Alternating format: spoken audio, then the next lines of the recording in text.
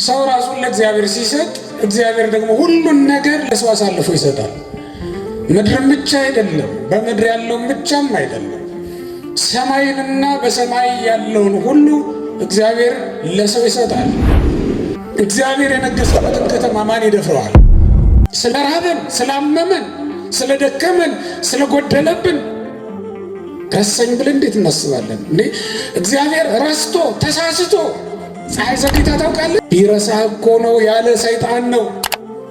ጸሎትሽን ያልተቀበለሽ እኮ ቢንቅሽ ነው ቢተውሽ ነው ብሎ የሚናገር ሰይጣን ነው ይህን የሚያሳስብ። እግዚአብሔር ማንንም አይተውም። ክርስቲያኖች የማንንም ጸሎት አይነቅም።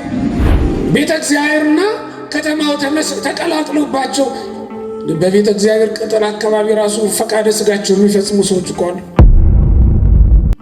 በአፍኒን በፊናስ ዘመን የተደረገው ኃጢአት በእኛ ዘመን አልተደረገም ትሉኝ ዘንድ ትችላላችሁ? ማስረጃ አላችሁ? ከነፍሳችን ጋር ይህን ቃል ኪዳን ተጋብቷል። እግዚአብሔር አይተውንም፣ ለዘላለም ላይጥለን ላይተወን ቃል ገብቷል። በደሙ ገዝቶ ገንዘቡ አድርጎናል። የታመሙትን መጠየቅ ያቁም ነው። ምህረትን ማድረግ በጎ ነገርን ማድረግ እንችላ ያለው ረስተነው እኮ ነው እግዚአብሔር። ውድ የሳንኤል ሚዲያ ቤተሰቦች በዚህ ቻናል የኢትዮጵያ ኦርቶዶክስ ተዋሕዶ የንግስ በዓላትን፣ መጽሐፍ ቅዱስን መሰረት ያደረጉ ስብከቶችን፣ መንፈሳዊ ዝማሬዎችን እና ክብረ ቅዱሳንን የሚገልጡ ትምህርቶችን በስፋት የሚቀርቡበት ስለሆነ ለቻናሉ አዲስ ከሆኑ ሰብስክራይብ በማድረግ ቤተሰብ ይሁኑ። ይህን መንፈሳዊ አገልግሎት ላይክ፣ ሼር በማድረግና አስተያየት በመጻፍ ይደግፉ። በስመ አብ ወወልድ ወመንፈስ ቅዱስ አሐዱ አምላክ። ክቡር ርዕሰ ደውሳን ቆሞስ አባ ተክለ ማርያም የዚህ ታላቅ ገዳም ዋና አስተዳዳሪ፣ ክቡራን ሊቃውንተ ቤተ ክርስቲያን፣ የተወደዳችሁ የልዑል አምላክ የሕያው እግዚአብሔር ቤተሰቦች፣ በወደደንና ባከበረን በልዑል አምላክ በሕያው እግዚአብሔር ስም እንደምን ዋላችሁ? እንደምን አመሻችሁ? ለዚህ ዕለት ለዚህ ሰዓት እንኳን አደረሳችሁ። አሜን።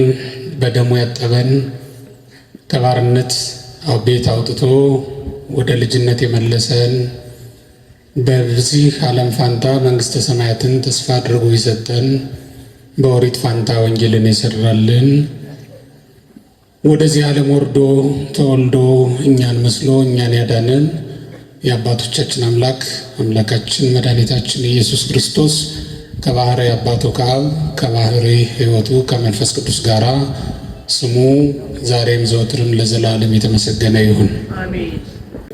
እኔ ግን አልተውሽም የሚል ቃል በትንቢተ ኢሳይያስ ምዕራፍ 49 ቁጥር 15 ላይ ተጽፎ እናገኛለን። ሁላችሁም ይህን ቃል እንድትሉ ጠይቃለሁ። እኔ ግን ብሎ አልተውሽም። ይህን ቃል ነቢየ እግዚአብሔር ኢሳይያስ የተናገረው ትንቢት ነው። እግዚአብሔር ለእስራኤል የገባው ቃል ኪዳን ነው። ቃሉ እንደሚነግረን ከፍ ብለን ስንመለከተው ጽዮን ግን እግዚአብሔር ረስቶኛል ብላለች። በውኑ ሴት ከማህፀኗ ለወጣው ልጅ እስከማትራራበት ጊዜ ድረስ ደርሳ ልትተወው ልትረሳው ትችላለችን?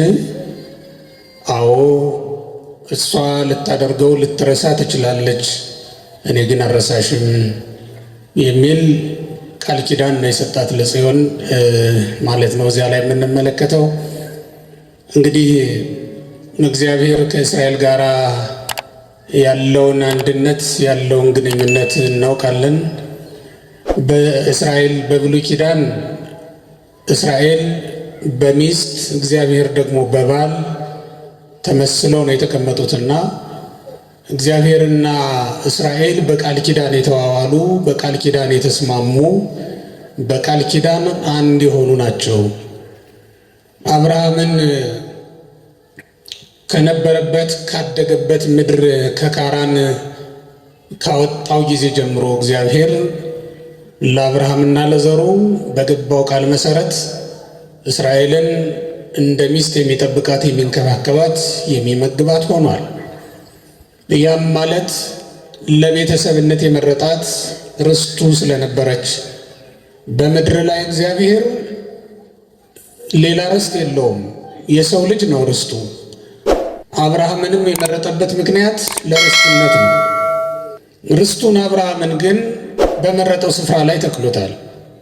እኔ ወደማሳየ ምድር ውጣ ብሎ የተከለው ማርና ወተት ወደምታፈሰው ምድር አስገብቶ የተመረጠችውንና የከበረችውን ምድር ርስቱ ለሆነው ለአብርሃም ሰጥቶታል ማለት ነው። አብርሃም ለእግዚአብሔር የተመረጠ ርስት ነው። ለአብርሃም ደግሞ ኢየሩሳሌም የተመረጠች ርስት ናት። ኢየሩሳሌምን አብርሃም በቃል ኪዳን ወርሷታል። አብርሃምን ደግሞ እግዚአብሔር በቃል ኪዳን ተቀብሎታል። ቅብብሎሹ እንደዚያ ነው። ሰው ልቡን ለእግዚአብሔር ሲሰጥ እግዚአብሔር ደግሞ ምድርን ለሰው አሳልፎ ይሰጣታል ማለት ነው። የሰው ልጅ ልቡን ከእግዚአብሔር ሲለይ የምድርን በረከት ሁሉ እንዳይበላ እግዚአብሔር ይለየዋል ማለት ነው። እግዚአብሔር ከሰው ጋር ሲሆን በምድር ያለው ማንኛውም ነገር ለሰው ልጅ ይሆናል ማለት ነው። የሚገባውና ሰዎች ሁሉ የሚያደርጉት ነገር ብቻ አይደለም። የማይገባውና ለሰው ያልተሰጠው ነገር ሁሉ ለሰው የሚሆንበት ጊዜ አለ። ያም የሆነው የሰው ልጅ ራሱን ለእግዚአብሔር የሰጠ እንደሆነ ነው። ሰው ራሱን ለእግዚአብሔር ሲሰጥ እግዚአብሔር ደግሞ ሁሉን ነገር ለሰው አሳልፎ ይሰጣል። ምድርም ብቻ አይደለም፣ በምድር ያለውን ብቻም አይደለም፣ ሰማይንና በሰማይ ያለውን ሁሉ እግዚአብሔር ለሰው ይሰጣል።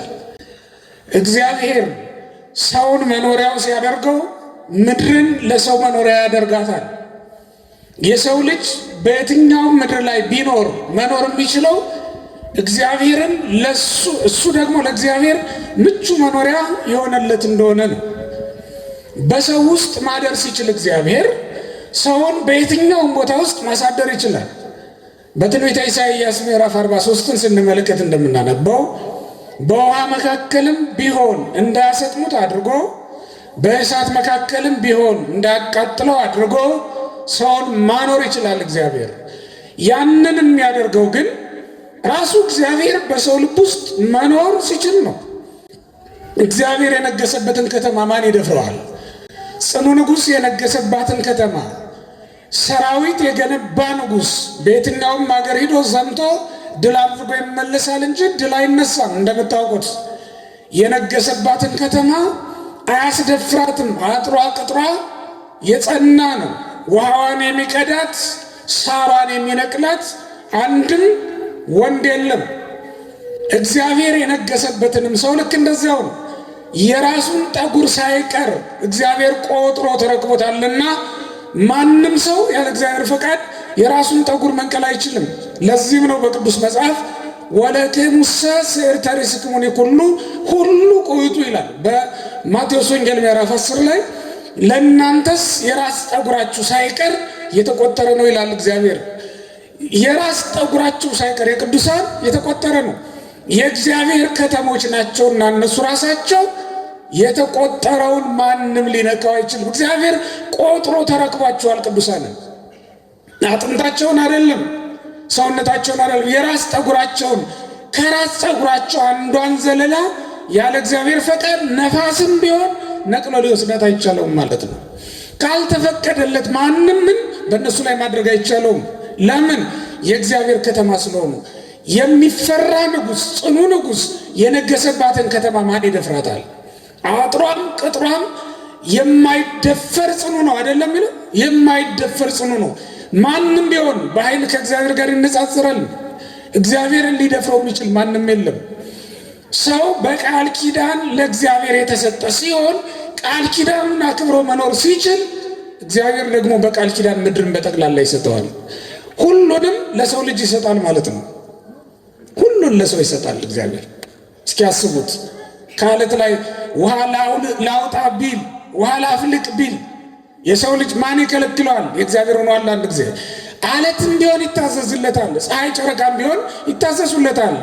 ፀሐይ ጨረቃ ለኢያሱ እንደታዘዙለት ቀን ቢያጥረው ጊዜ ቢያንሰው ፀሐይና ጨረቃን ወደ ማዘዝ ገባ። ተመልከቱት። በእስራኤል ላይ ነው የተሾመ ለጊዜው እንዲመራቸው እንዲያስተዳድራቸው። እኔ ከአንተ ጋር ነኝ፣ አልጥልህም፣ አልተውህም፣ ከሙሴ ጋር እንደነበሩ ከአንተ ጋር እሆናለሁ ብሎ ቃል ኪዳን ገባለት እግዚአብሔር። ኢያሱ 1:5 ላይ እንደተጻፈው እኔ አልጥልህም፣ አልተውህም፣ ከሙሴ ጋር እንደነበሩ ከአንተ ጋር እሆናለሁ አለው እግዚአብሔር። ከሙሴ ጋር እንደነበርኩ ካንተ ጋር ሆናለሁ። እስኪ በሉቴን ጋር ከማን ጋር እንደነበረ ከማን ጋር ሆነ? ይሄ ማለት ሐሳቡን በደንብ ሙሴና ኢያሱን አይደለም እዚህ ላይ የሚፈልገው እግዚአብሔር። ከአበው ጋር እንደነበርኩ ከትውልዱም ጋር እኖራለሁ ማለቱ ነው እግዚአብሔር። ከውሉድም ጋር እግዚአብሔር ይኖራል። ከማን ጋር እንደነበረ? ከአበው ጋር። ከአበው ጋር የነበረ እግዚአብሔር ከትውልድም ጋር ይኖራል።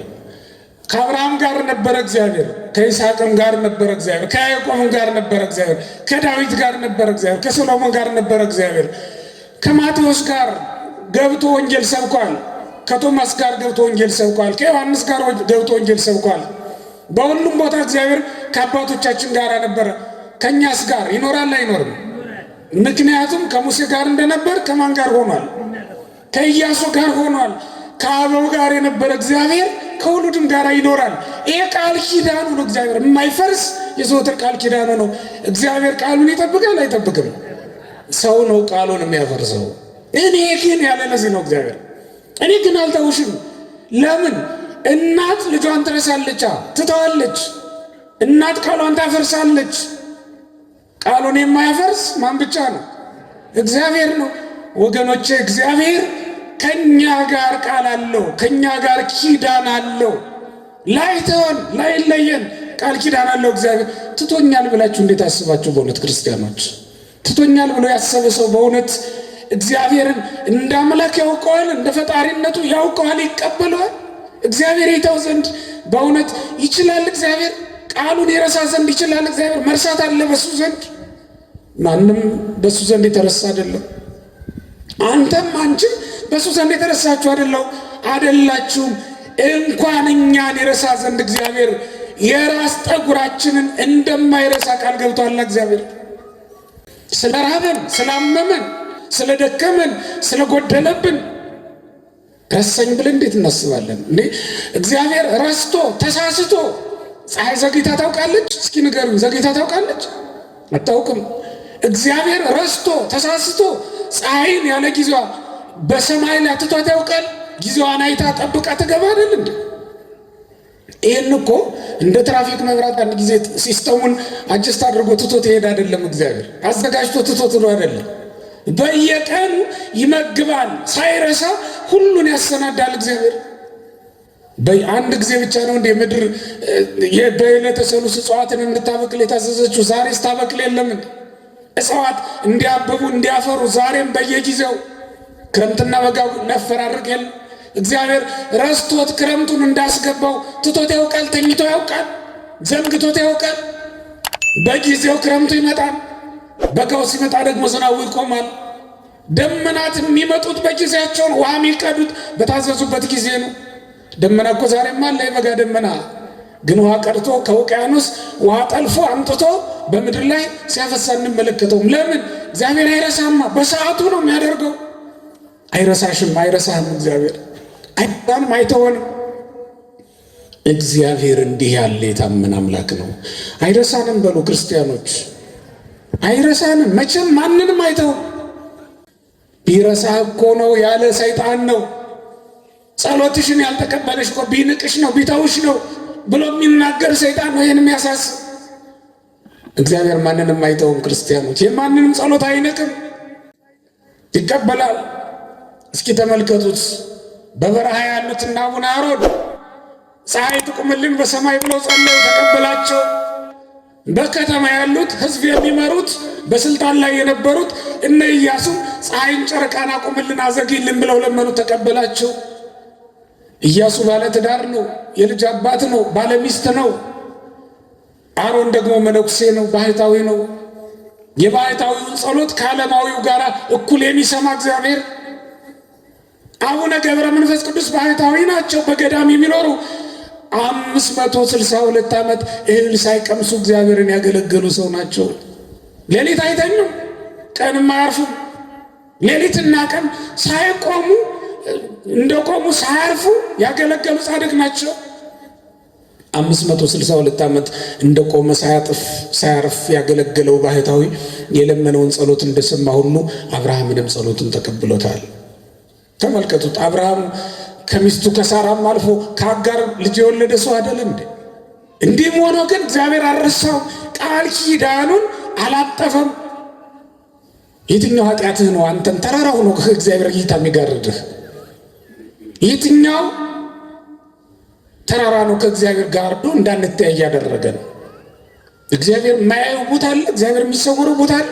በእውኑ እግዚአብሔር ቢተወንስ ኖሮ መኖር እንችላለን? መኖር እኮ አንችልም። የተዋችሁት ቤት በበነጋው በሌላ ቀን ብትሄዱ ሸረሪት ወርሶት አይደል የምታገኙት? የተዋችሁትን የማትኖሩበትን ስፍራ ግድግዳው ነቅቶ ፈራርሶ አይደል የምታገኙት? ወድቆ እቃው ያስቀምጣችሁት ረስታችሁት ትንሽ ቀን ብትቆዩ። እግዚአብሔር የሚረሳ ቢሆን ኖሮ በእውነት እንዴት በተተውነ ነበር። ስለማይረሳ ነው እንጂ እግዚአብሔር በእውነት ዛሬ እንደ ሰዶም እንደ ገሞራ ባልሆንም ነበር፣ ባልጠፋንም ነበር። ሰዶም ገሞራ የሰራቸውን ኃጢአት እኮ እኛም ሰርተናል። ስለማይረሳ ነው እንጂ እግዚአብሔር እንደ ሰባት ካት ዛሬ ንፍርዋ ወርዶ ባልቀቀለንም ነበር። እንደ ሰባት ካት ያለውን ኃጢአት ዛሬም ሰርተናል። እነሱም እኮ የፈጸሙት ዝሙት ነው፣ ሌላ ነገር አላደረጉም። እንደዚህ ዘመን ዝሙት በዝቶ የተሰራበት ዘመን አለ። እነሱም እኮ የሰሩት ያንኑ ነው። እኛ እንደ አፍኔን እንደ ፊናስ አይነቱን ኃጢአት አልሰራንም ዛሬ እንደ ካህናቱ። እነሱ መቅደስ ያውቁ ከተማ ያውቁ። መቅደሱና ከተማ አንዱ ነባቸው። ወደ ቤተ መቅደስ ለጸሎት የመጡትን ሴቶች ሳይቀር ይቀጣጠሯቸው ነበር። መቀጣጠሪያ አድርገውት ነበር ቤተ መቅደሱ። መሰዊያውን ለራሳቸው ጥቅም አውለውት ነበር። በመሰዊያው የራሳቸውን ጥቅም መሰብሰቢያ አድርገውት ነበር። ዛሬ የንግድ ስፍራ የማያውቁ ቤተ መቅደስ ለይተው የማያውቁ ሰዎች አሉ አይደለም? የቤተ መቅደሱና የንግድ ስፍራው ተመሳስሎባቸው ቤተ መቅደስም ሲነመጡ ይነግዳሉ፣ ከተማም ሲሄዱ ይነግዳሉ። እንደዚህ ሆኖም ይኖራሉ። ቤተ እግዚአብሔርና ከተማው ተቀላቅሎባቸው በቤተ እግዚአብሔር ቅጥር አካባቢ ራሱ ፈቃደ ስጋቸው የሚፈጽሙ ሰዎች እኮ አሉ። በአፍኒን በፊናስ ዘመን የተደረገው ኃጢአት በእኛ ዘመን አልተደረገም ትሉኝ ዘንድ ትችላላችሁ? ማስረጃ አላችሁ? እንዴት ሊሆን ይችላል? የአደባባይ ጉዳይ አይደል? ስለዚህ እግዚአብሔር ትቶናል እንዴት እንላለን? ቢተወን ኖሮ ፀሐይ ዛሬ መውጣት ነበረበት። ቢረሳን ኖሮ መዓልትና ሌሊት መፈራረቅ ነበረበት እንደ ኃጢአታችን ብዛት። ስለዚህ እግዚአብሔር አልተወንም። እኔ ግን የሚለው በጣም የሚያጽናና ቃል በእውነት እኔ ግን አልረሳሽ። ሁሉም ቢተው ሰው ቢሆን እኮ ይተዋል። ምክንያቱም በአንድ ወቅት እንዲህ ተብሎ ነበር። ቅዱስ ጴጥሮስ እንዲህ አለ፣ እመኔ ኩሎ ምክህዶ ከአንሰየ ከሄደክ። ሁሉም ቢክዱ እኔ ግን ምን አልልም አልክድህም አለ። ግን አልካደም። እኔ ግን አልተውሽም ብሎ ከእናትና ከአባትሽ የለየሽ ባልሽ ሊተውሽ ይችላል። እኔ ግን አልተውህም ብሎ የማለልህ ባልንጀራ ሊተው ይችላል፣ ሊረሳ ይችላል የተሻለ ሲያገኝ። እግዚአብሔር ግን አንተን በተሻለ ሰው ሊለውጥ አይችልም። የተሻሉ ቅዱሳን እኮ አሉት በበረሃ ቆመው የሚያገለግሉት ከምስጋና በቀር ሌላ ጉዳይ ሌላ ግብር የሌላቸው በጣም ብዙ ቅዱሳን አሉት እግዚአብሔር። ከአንደበታቸው እንደ ጥሩ ውሃ ምስጋና ብቻ የሚፈስ እውነትና ሐሰቱ የተቀላቀለ በአንተን እግዚአብሔር ትቶ አያውቅም። እስከ ዛሬ ድረስ ይመግብሃል፣ ጤናህን ይጠብቃል እግዚአብሔር። እንደነዚያ ቅዱሳን ሁሉ ዛሬም ምግብናውን አላቋረጠብንም እግዚአብሔር። ይልቁንም አብልጦ እያደረገልን። እነሱ በቀን አንድ ጊዜ ነው የሚመገቡት፣ እኛ ግን በቀን 3 ጊዜም 4 ጊዜም ምናልባትም ከዚያ በላይ ልንመገብ እንችል ይሆናል። አልተወንም ዛሬም እግዚአብሔር። ሁሉም ትቶናል እኮ እግዚአብሔር እኮ ነው ያልተወን። ሁሉም ትቶን እሱ ነው። እኔ ግን አልተውሽም ይላል እግዚአብሔር። ይህን ቃል አስታውሱ ክርስቲያኖች። በጨለማም ቢሆን በብርሃንም ቢሆን ይህን ቃል አስቡ። እኔ ግን አልተውሽም ያለሽን እግዚአብሔርን ያለህን እግዚአብሔርን ከነፍስህ ጋር ይሄ ቃል ኪዳን እንዳለው አስቡ። ከነፍሳችን ጋር ይህን ቃል ኪዳን ተጋብቷል እግዚአብሔር። አይተውንም፣ ለዘላለም ላይጥለን ላይተወን ቃል ገብቷል። በደሙ ገዝቶ ገንዘቡ አድርጎናል እግዚአብሔር። ገንዘቡን እንዴት ይረሳል? እስኪያስቡት። የገንዘብ ይኖራችሁ ሰው እጅ ላይ ሆኖ እኮ ታስቡታላችሁ አይደል እንዴ? ገንዘባችሁ የእናንተ ነውና ረስታችሁት ልትተውት አትችሉ። ገንዘባችሁ ስለሆነ ሀብታችሁ ስለሆነ እኛም ዛሬ ምንም እንኳን ኃጢአት እያባበለች ወስዳ በሰይጣን እጅ ብታስገባንም እግዚአብሔር ግን አይተውንም። ገንዘቦቹ ነና በደሙ የገዛን ገንዘቦቹ ነና መስቀል ላይ ወጥቶ መከራ የተቀበለልን በግርፋቱ በሰንበሩ በደሙ በመከራው የገዛን ያዳነን ፈውስን የሰጠን እሱ እግዚአብሔር ጌታችን ነው። የነፍሳችን ጌታዋ ነው። ክርስቲያኖች ጌታዋ ነውና ነፍሳችንን ሊተዋት አይችልም።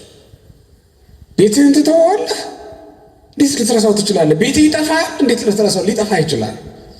ምናልባት ሌላ ሰው ይሆናል እኮ የሚኖርበት፣ ግን አትረሳውም፣ አንተውም። እግዚአብሔር ቤቱን እንዴት ይተዋል? እኛ እኮ ቤተ መቅደሶቹ ነን፣ ማደሪያዎቹ ነን። ግን ክርስቲያኖች እኛ የእግዚአብሔር መሆናችንን በደንብ ነይ። እግዚአብሔር አይረሳንም፣ ግን እኛ ረሳነውም ወይ? ይታል ጸሎቱ ካረሳው ትጸልይ ነበር አይደል? ባትረሳው ኖሮ ለአምልኮ ትተጋ ነበር አይደል? ባንረሳው ኖሮ በእውነት እንቅልፍ ይጥለን ነበር። ነፍሳችን ስምጥ ያለ እንቅልፍ ውስጥ ሄደው የወደቀችው እኮ ረስተነው ነው እግዚአብሔር። ቅዳሴው ያለፈን ረስተነው እኮ ነው እግዚአብሔር፣ ረስተነው ነው። የታመሙትን መጠየቅ ያቁም ነው። ምህረትን ማድረግ በጎ ነገርን ማድረግ እንችላ ያለው ረስተነው እኮ ነው እግዚአብሔር። ሰው እያስቀየምን እየኖርን ያለ ነው በሰላም። ሰው አስቀይሞ መኖር በጤና ምንም ሳይቆረብጠው የሰው ገንዘብ በልቶ ከሰው ጋር ከወንድሙ ጋር ፊት ተዟዙሮ እንዴት ይሆናል? ሰው ማስቀየም እግዚአብሔርን ማስቀየም እንደሆነ ረስተው ነው። አዎ እኛ ግን እንረሳለን፣ እግዚአብሔር ግን አይረሳንም። አሁን እኛ እንተዋለን፣ እግዚአብሔር ግን አይተወንም። አሁን እኛ እንጥላለን፣ እግዚአብሔር ግን አይጥለንም። እኛ እግዚአብሔርን ረስተነዋል፣ እኛ እግዚአብሔር ግን እኛን ረስቶን አያውቅም። በእውነት ክርስቲያኖች እውነቱ እሱ ነው፣ የማይረሳን እሱ ነው። እንደ አባት ምን ይላሉ? እንዲያውም ጊዜ የማይሽራቸው ሁለት የፍቅር አይነቶች አሉ። አንዱ እግዚአብሔር ለሰዎች ያለው ፍቅር ነው። እውነት ነው አይደለም? እውነት ነው። ሁለተኛው ፍቅር ደግሞ ሰው ለምግብ ያለው ፍቅር ነው ይላል። እውነት ነው አይደለም? እንዴ ለምግብ ካለን ፍቅር የተነሳ ከሆነ የምግብ አሰራራችን ራሱ አይነቱ መብዛቱ፣ ብፌ የሚነሳበት ቤት ገብታችሁ ታውቃላችሁ? ይህ ሁሉ ምግብ በምድር ላይ አለ የምትሉበት ቤት አለ። ለዚያውም ደግሞ የበለጠ ልታዩ ትችላላችሁ። ሰው ለምግብ ካለው ፍቅር የተነሳ በተለያዩ ጊዜያት የተለያየ ነገር ያደርጋል። ይህንን እምላችሁ ለምንድን ነው? እኛ ምግብን እንደማንረሳ ሁሉ መብል እንረሳለን። እኛ እንደውም እግዚአብሔር በፊታችን ያደረገው ሆዳችንን እንዳንረሳው ፈልጎ ነው መሰለኝ። ነገሩ በጀርባ የሚሆን ምን ትረሱት አይመስለኝም። ትረሱት አላችሁ? አይ አትረሱት። በጀርባ ቢሆን አትረሱትም። አሁን በቃ በፊታችን ነው አንረሳው። እግዚአብሔርም ልክ እንደዛ ነው። ሁልጊዜ በፊቱ። እግዚአብሔር እኮ ጀርባ የለውም፣ ሁሉም ፊቱ ነው። በፊታችሁ ያለውን ነገር እንዴት ትረሱታላችሁ? ኧረ ሊሆን አይችልም። እናት ልጇን አዎ ትረሳለች፣ ከዓይኗ ትሰውረዋለች። አንዱ ቦታ ብትሄድ ይሰወራል ከዓይኗ አይደል? በገረድ በሰራተኛ እጅ ጥላው ትሄዳለች። እግዚአብሔር ግን በሰራተኛ እጅ ጥሎን የሚሄድ አምላክ አይደለም። በማንም እጅ አይጥለንም። ሁልጊዜ በእጁ ነን። የሚያሳድገን እሱ ነው። በሞግዚት አይደለም የሚያሳድገን፣ በራሱ ነው የሚያሳድገን። ራሱን ተመግበን ነው የምናድገው። እናት እኮ 3 ዓመት አጥብጣ በቃኝ ትላለች አይደል? ለዛውም የድሮውን ነው የምነግራችሁ። በዚህ ዘመን ደግሞ ሌላ ቀመር አለው መሰለኝ አይደል? ውበት ያበላሻል። ስለዚህ ያንን የማያገኙም የዘንድሮ ልጆች። እግዚአብሔር ግን እድሜ ዘመናችንን እሱን እየተመገብ እንድንኖር ፈቅድልናል። ሁልጊዜ ሕፃናት እንደሆነ ታውቃላችሁ። በሱ ፊት ሁልጊዜ ሕፃናት ነን። እንደ ሕፃናት ሁኑ ሲል እግዚአብሔር እንደ ሕፃን እያባበለ ሊያኖረን እኮ ፈልጎ ነው። እንደ ሕፃን የምንሻውን የምንፈልገውን ነገር ሁሉ እያሟላ እቅፉ ላይ አድርጎ ሊያኖር ስለሚፈልግ እኮ ነው። አድግኩ ለምን ትላለህ?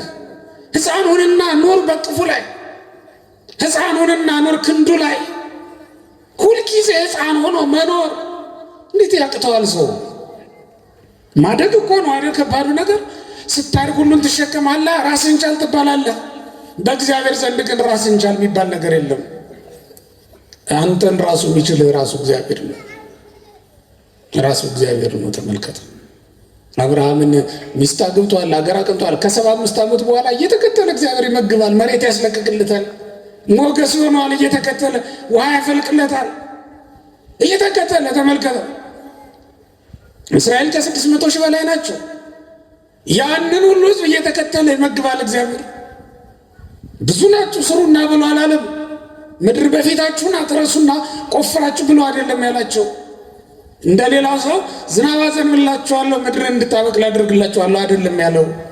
ራሱ ምግብ እያመጣ መገበ። ያን ሁሉ እንደ ሕፃን ሆኖ መኖር እንዴት ያቅተዋል ሰው? በእውነት ክርስቲያኖች እንደ ሕፃን ብትሆንለት እኮ እግዚአብሔር አንተ እያባበለ እንባህን እየጠረገ ያኖርህ ነበር።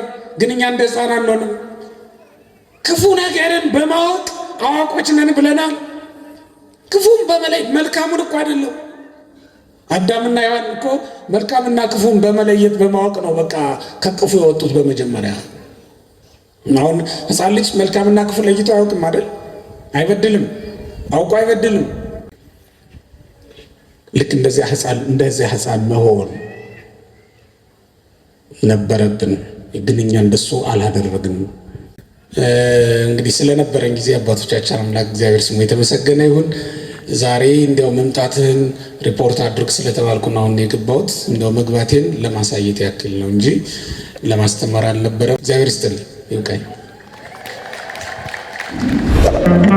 ውድ የሳንኤል ሚዲያ ቤተሰቦች በዚህ ቻናል የኢትዮጵያ ኦርቶዶክስ ተዋሕዶ የንግስ በዓላትን፣ መጽሐፍ ቅዱስን መሰረት ያደረጉ ስብከቶችን፣ መንፈሳዊ ዝማሬዎችን እና ክብረ ቅዱሳንን የሚገልጡ ትምህርቶችን በስፋት የሚቀርቡበት ስለሆነ ለቻናሉ አዲስ ከሆኑ ሰብስክራይብ በማድረግ ቤተሰብ ይሁኑ። ይህን መንፈሳዊ አገልግሎት ላይክ፣ ሼር በማድረግና አስተያየት በመጻፍ ይደግፉ።